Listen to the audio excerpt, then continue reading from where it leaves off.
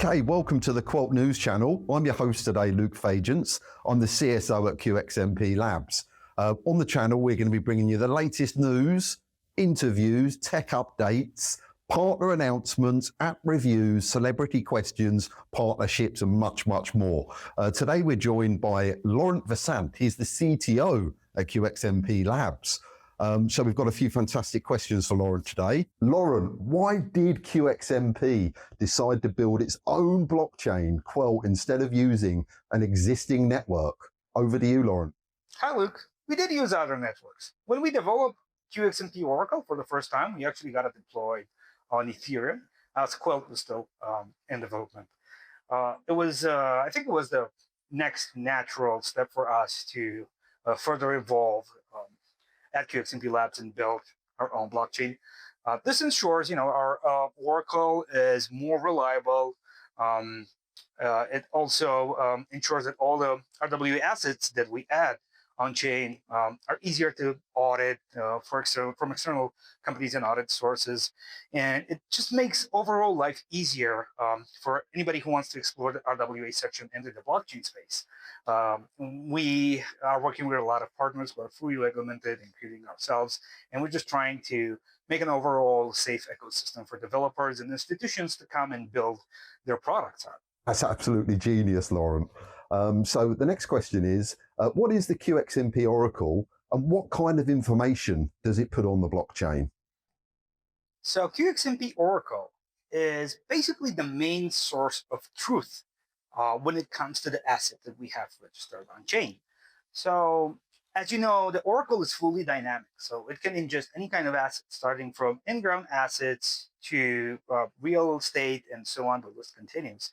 The kind of information that it puts on blockchain depends on the asset itself. If we're talking about in-ground assets, and maybe we're talking about gold here, when an institution registers its assets through our decentralized application to add it into our Oracle and into our proof of reserve contract, when it adds the geological report or any kind of proof of ownership documentation that it sends to us to our decentralized application system for our AI system to fetch it, we check all relevant fields for that specific asset. So again, if it's gold, we're probably going to check the carat, the quantity, the mine company that owns it, and any kind of relevant information towards that specific asset.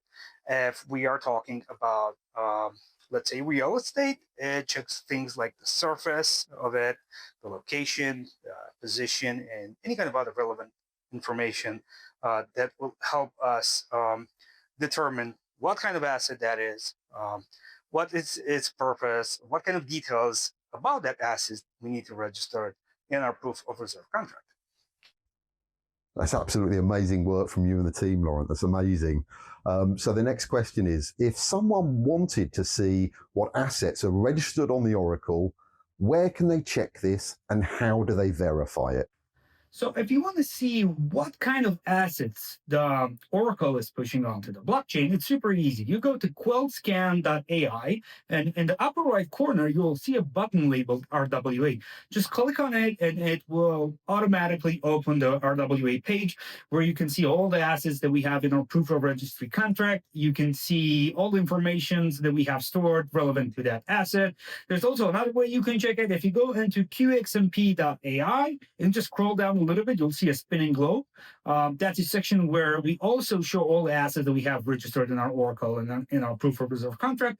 You'll see some cards around it. Just click on any card because each card represents a specific area onto the globe.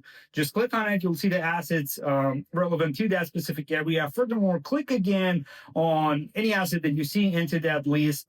And if you click on it, you'll access the details page about that specific asset with all relevant information about that asset.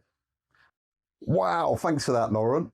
What does it mean when a smart contract is verified on QuiltScan?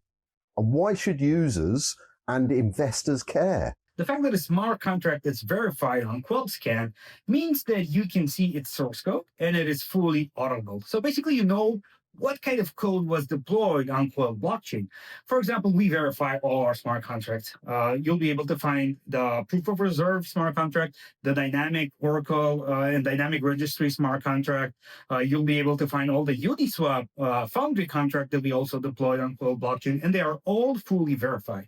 If you go on a specific page of a specific contract and you scroll down a little bit, you'll see a section labeled contract. If you click on it, and if that contract is verified, you'll be able to see a green check mark and, of course, all the relevant information about that contract, such as the EVM version used to deploy it, the Solidity version used into that smart contract, the smart contract source code, its folder and structures tree, and any kind of other relevant information that we can fetch from the verification process.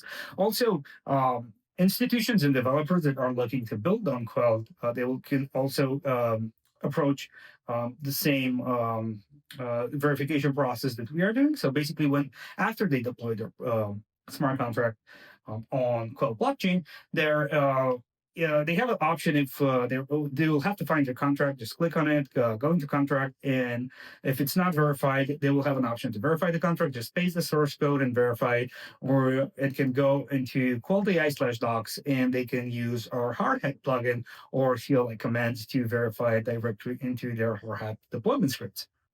Fantastic, Laurent. How can users get test tokens on Quilt testnet and safely try the ecosystem? So to get testnet tokens, it's super easy. Just head over to testnet.QELTScan.ai, and in the upper right corner, you'll see a button labeled Faucet. Click on it, and the faucet page will open where you will be able to paste your wallet address and request testnet Quilt tokens, so you can start developing into our test network, start developing your applications, and just get an overall feel of how Quilt blockchain is designed and supposed to work. How does the Oracle prevent fake assets or incorrect data from being added or changed?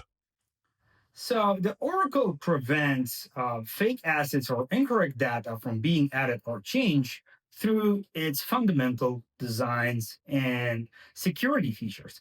So when an institution or when a user registers an asset through our decentralized application, we have a very thorough verification process that we go through together with the user. First of all, it's an AI filter that fetches all the relevant information from the documentations that institution or user provides that are relevant to the asset that they want to register.